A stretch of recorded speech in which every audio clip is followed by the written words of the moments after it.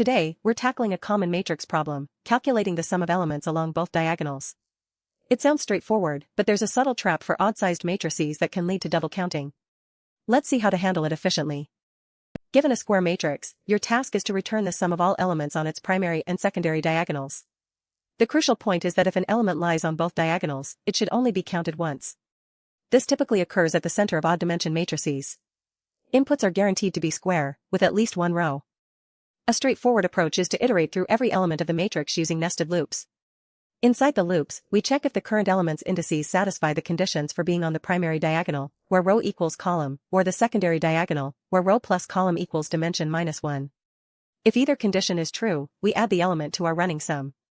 This brute force method has a time complexity of n squared, because of the nested loops, but it uses constant big O of 1, constant time space. The key insight for optimization is that we don't need to visit every cell. We can iterate only once, focusing directly on the diagonal elements. The primary diagonal elements are at indices I. The secondary diagonal elements are at n-1 where n is the matrix dimension. We can loop I from 0 to n-1, adding both matrix I, and matrix I, n-1 to our sum in each iteration. However, if n is odd, the center element matrix, n divided by 2, will be counted twice, once for each diagonal. To correct this, we subtract the center element from the total sum if the matrix dimension n is odd. Let's trace this with a 3x3 matrix. We initialize our sum to 0.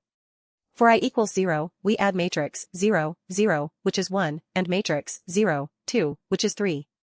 Sum is now 4.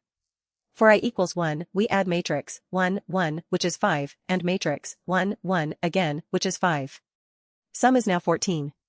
Notice the center element being added twice.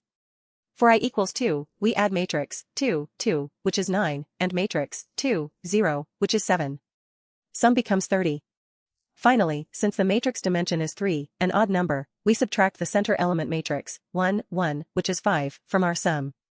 30 minus 5 leaves 25. The final sum is 25.